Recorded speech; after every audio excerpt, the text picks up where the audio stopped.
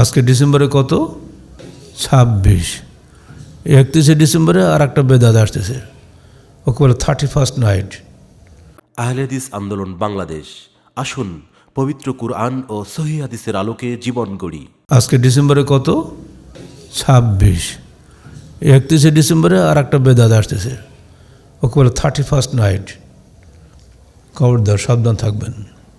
এটা গেল কালকে 25শে ডিসেম্বর, বড়দিন, ক্রিসমাস ডে। রচনা উদ্ভট সব পোশাক পরে উপহার বিনিময় করে। আজ দেখলাম পত্রিকা ভালো একটা খবর দিয়েছে, উপহার বিনিময় করতে গিয়ে একটা ইট দিয়েছে, ভালো করে বেঞ্জি টেঞ্জি দিয়েছে, বুঝতে পারেন, দেখা যায় ইট। আরে আল্লাহ, এ কি উপহার হলো? তো এরকম এদের ভাগ্যে আকারাতে এটাই আছে। দুনিয়াতে একটা ইট পেলে আকারাতে আগুন পাবে, জাহান্নাম পাবে। এইসব নানাবিধ বেদাত আসতেছে দেশে, একটা পর একটা আসবেই। সাবধান থাকবেন। 31st নাইটের বেদাত থেকে দূরে থাকবেন। রাত 12টার পর থেকে যে পটকাবাজি শুরু হয়ে যায়, এগুলো যেন না হয়। অন্তত রাজশাহীকে আপনারা অন্তত মুক্ত রাখুন, যেখানে আমরা বসবাস করি। আল্লাহ পাক আমাদেরকে তৌফিক দান করুন। দিনের উপরে দৃঢ় থাকাটাই হচ্ছে পুরস্কারের সবচেয়ে বড় শর্ত। ইস্তেকামত হাসিলের উপায়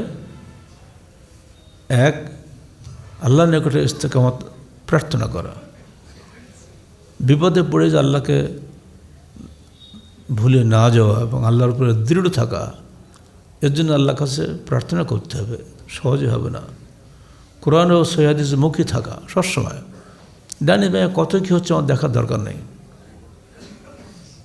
আমার জীবন থাকবে প্রতিটি পদক্ষেপে কোরআন এবং সহিহ হাদিসের উপরে আলোচনা, কোরআন ও সহিহ হাদিসের উপরে জীবন গড়া এবং এর আলোকে প্রতি পদক্ষেপ রাখাটাই হবে আমার দায়িত্ব।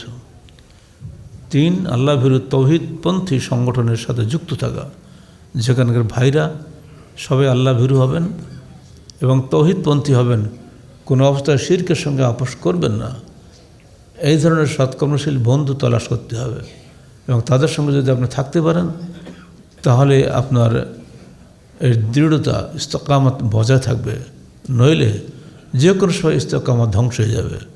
কারণ বন্ধুরা সবচেয়ে বড় জিনিস, মানুষকে পথভ্রষ্ট করার জন্য এটুকুই যথেষ্ট যে তার একজন অসৎ বন্ধু যদি জুটে যায়। এজন্য আল্লাহ রাসূল বলছেন, তোমরা মানুষ সম্পর্কে খোঁজখবর নিও না, মানুষের বন্ধুটাকে তো সেইটা দেখো। লেমাই ইউ খালিল, কার সঙ্গে সে বন্ধুত্ব করছে এটাকে খোঁজ নেওয়া।